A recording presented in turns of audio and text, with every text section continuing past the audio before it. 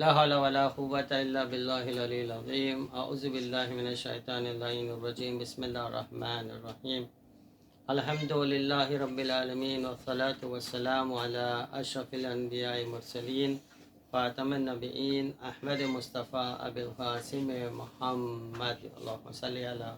محمد وعلى محمد وأهل بيته الطيبين الطاهرين المعصومين المنتجبين ولعنة الله على أعدائهم أجمعين من يومنا هذا إلى يوم الدين أما بعد فقال الله سبحانه وتعالى في محكم الكتاب المجيد بسم الله الرحمن الرحيم والعصر إن الإنسان لفي خسر إلا الذين آمنوا وعملوا الصالحات وتواصوا بالحق وتواصوا بالصبر۔ اللہ سبحانہ و تعالیٰ کا لاکھ لاکھ شکر ہے کہ پروردگار عالم نے اس مختصر سی زندگی میں ایک موقع عنایت فرمایا، اور میں شکر گزار ہوں یا زہرا چینل والوں کا کہ ان لوگوں نے ایک موقع دیا کہ اس کے ذریعے سے میں مومنین سے، خاص کر نوجوان طبقے کے بچوں سے میں مخاطب ہوں۔ عزیزان محترم، آپ جانتے ہیں کہ جو حالات ہو رہے ہیں، جس طریقے سے یہ لاک ڈاؤن میں ہم لوگ اپنے گھروں میں پھنسے ہوئے ہیں۔ دیکھیے عزیزان محترم، ہر چیز کو ہم جس طریقے سے لیتے ہیں اسی طریقے سے چیز ذہنی طریقے سے ہو جاتی ہے۔ مثال کے طور پر اگر کسی چیز کو اگر ہم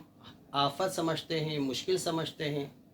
تو عذاب ہو جائے گا۔ اگر اسی چیز کو اگر ہم نعمت سمجھتے ہیں، اگر خداوند عالم کے طرف سے یہ ایک موقع اگر سمجھتے ہیں تو یہ واقعی صحیح معنوں میں موقع ہے۔ حالات اس طریقے سے ہو چکے ہیں کہ نہ کوئی انسان جسمی طریقے سے کسی سے ملاقات کر سکتا ہے، نہ کسی سے آ کر رابطہ کر سکتا ہے، نہ کسی کے یہاں محفل کر سکتا ہے، نہ کوئی مجلس کر سکتا ہے، نہ کوئی دعوت ہو سکتی ہے۔ یعنی راستے کھلے پڑے ہوئے ہیں لیکن جا نہیں سکتے، وقت ہے لیکن کچھ کر نہیں سکتے، پیسہ ہے جن لوگوں کے پاس وہ دعوتیں نہیں کر سکتے ہیں، اور جن کے پاس پیسہ نہیں ہے وہ کما نہیں سکتا۔ یعنی حالات اس طریقے سے پہنچ چکے ہیں۔ میری سمجھ میں تو بات یہی آتی ہے کہ چند دن پہلے میں نے ایک آرٹیکل پڑھا تھا جس کے اندر بہت ہی کیا کہتے ہیں فخرانہ انداز میں اس میں لکھا ہوا تھا کہ سائنس اتنے آگے جا چکی ہے، اتنی سائنس آگے جا چکے ہیں، میڈیکل سائنس اتنی آگے جا چکی ہے کہ ہم لوگ میڈیکل سائنس میں اتنا کیا کہتے ہیں ایڈوانس ہو چکے ہیں، ہم چاہے تو موت پر قبضہ کر سکتے ہیں۔ جن لوگوں کا یہ کہنا تھا کہ ہم موت جیسی چیز پر قبضہ کر سکتے ہیں، انسان طبعی طریقے سے انسان مر ہی نہیں سکتا، ہم اس پر قابو پا سکتے ہیں، لیکن آج کا دور وہ ہوا ہے کہ ایک چھوٹا سا وائرس جس کی پہچان بھی نہیں کر پا رہے ہیں، لوگ مر جا رہے ہیں، لیکن ایک معمولی سی ویکسین جو ہے میڈیکل سائنس نہیں کر پا رہی ہے۔ یعنی انسان کے کیا اوقات ہیں بتا رہے ہیں۔ جہاں پر میں نے بات کو شروع کیا تھا کہ اس چیز کو غنیمت سمجھتے ہوئے، اس چیز کو بہتر ہم سمجھتے ہوئے کس طریقے سے ہم اس وقت کا فائدہ اٹھائیں۔ مثال کے طور پر اگر آپ دیکھیں، جو لوگ یہ کہتے تھے کہ کاش ہماری زندگی میں اگر چند دن اگر ہو جاتے ہیں تو ہم بہت کچھ اس میں حاصل کر سکتے ہیں۔ بہت سے لوگوں کا مثال کے طور پر خمس کے سلسلے میں کہتے تھے کہ مولانا ہمارے پاس وقت نہیں ہے، ہم خمس دینا چاہ رہے ہیں، ہم وقت نہیں ہے، کس طریقے سے ہم کیلکولیٹ کریں، کیسا حساب کریں، وقت نہیں ہے، کیا کریں۔ وقت کی تنگی کی وجہ سے ہم نہیں کر پا رہے، بچوں کو ہم اپنے بچوں کو تربیت نہیں دے پا رہے، ہمارے پاس وقت نہیں ہے، ہم قرآن پڑھنا چاہ رہے ہیں، ہمیں وقت نہیں ہے۔ بہت سے لوگوں کی آرزو یہ تھی کہ کاش اتنا پیسہ آ جائے کہ 1 مہینہ مسلسل ہم عبادت میں گزار دیں اور 11 مہینے ہم محنت کرتے رہیں گے۔ اللہ کا فضل و کرم یہ ہے کہ یہ لاک ڈاؤن ولو ایک آفت کی طرح نظر آ رہا ہے، لیکن عزیزان محترم رمضان المبارک جیسے مہینے میں لاک ڈاؤن ہونے کا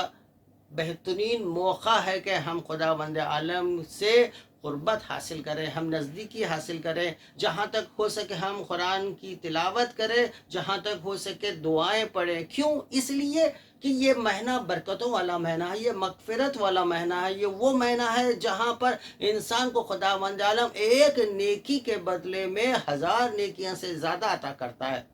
تو کتنی بڑی عقل مندی ہوگی کہ ہم ایسے موقع پر اس کا فائدہ اٹھاتے ہوئے ہم لوگ کوشش یہ کریں کہ ہر لحظہ ہر منٹ اس کا جو ہم فائدہ ہی فائدہ اٹھائیں۔ عزیزان محترم، یہ وہ مہینہ ہے جہاں پر دعاؤں سے بھرپور ہے۔ اہل بیت علیہم السلام کا دامن ہم تمسک رکھنے کا سب سے بڑا فائدہ یہ ہے کہ الحمدللہ ہمارے یہاں جتنا دعاؤں کا ذخیرہ ہے، کسی مذہب میں، کسی طبقے میں، کسی کے یہاں اتنے دعائیں نہیں ہیں جتنے کہ دعائیں ہمارے پاس موجود ہیں۔ کیسے کیسے دعائیں ہیں، کیسے کیسے خزانے ہمارے پاس موجود ہیں، کیسے کیسے ترجمے ہمارے پاس موجود ہیں، کیسے کیسے تفاسیر ہمارے پاس موجود ہیں۔ جن لوگوں کا اکثر و بیشتر زبان پہ یہ تھا کہ کاش ہمارے پاس وقت ہوتا، مولانا ہم کیا کریں، ہم چاہتے ہیں کہ قرآن کی تلاوت کریں، ہم چاہتے ہیں کہ دعاؤں کی تلاوت کریں، ہم چاہتے ہیں کہ دعائیں پڑھیں، لیکن صرف ایک ہی زبان پہ بات تھی کہ ہمارے پاس وقت نہیں ہے۔ کاش کے وقت ہوتا تو ہم بہت کچھ کر سکتے تھے، ہمارے قوم کے لیے کر سکتے تھے۔ آج بھی ہم گھر پر بیٹھے ہوئے ٹیکنالوجی کا استعمال کرتے ہوئے ہم بہت کچھ کر سکتے ہیں، خود کی اصلاح کر سکتے ہیں، اپنے بیوی بچوں کی اصلاح کر سکتے ہیں، ہمارے قوم کے بچوں کی اصلاح کر سکتے ہیں۔ عزیزان محترم، اگر کوئی آج کا یہ موقع اگر گوا دیتا ہے تو پھر زندگی میں اتنا وقت ہمیں کہاں ملنے والا ہے؟ تھوڑا آپ غور و فکر کریں کہ کیا واقعی یہ اچھا موقع نہیں ہے کہ اس موقع کا ہم فائدہ اٹھائیں۔ اور دوسری بات آپ کو میں یہ کہتے ہوئے چلوں کہ جو لوگ علم حاصل کرنے کے سلسلے میں تڑپ رہے تھے، علم حاصل کرنے کی جستجو کر رہے تھے، واقعی ان کو کتاب دوست بھی تھے، علم دوست بھی تھے، لیکن بس وہی معاملات ہے کہ کاش ہمارے پاس اگر وقت ہوتا تو ہم کر سکتے تھے۔ عزیزان محترم، آج کے اس دور میں ہمیں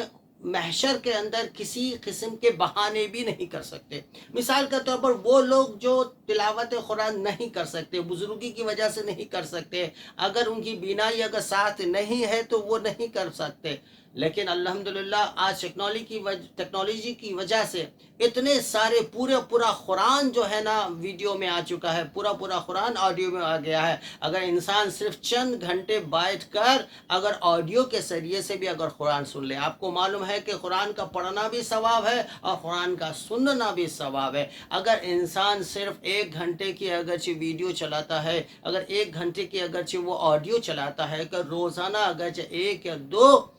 ایک یا دو اگرچہ وہ پارے اگرچہ سن لے تو الحمدللہ کتنے قرآن وہ ختم کر سکتا ہے اس مقدس مہینے میں۔ میری التجا وہی ہے کہ عقل مندی وہی ہے کہ میک ہے ول دا سن شائن۔ میں آپ لوگوں سے خود اپنے نفس میں یہی بات کرتا ہوں کہ ہمیں کوشش یہ کریں کہ جب تک یہ موقع ہمارے پاس ہے اس موقع کا فائدہ ضرور کریں۔ آن لائن کے ذریعے سے انسانوں کو تجارت کرنا تو معلوم ہے، آن لائن کی وجہ سے پیسہ کمانا تو معلوم ہے، لیکن آپ کو یہ بھی تو معلوم ہونا چاہیے کہ کتنے مجالس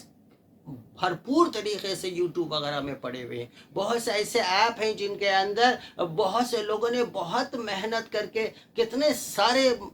دعائیں اس کے اندر ان لوگوں نے ڈال دیا ہے۔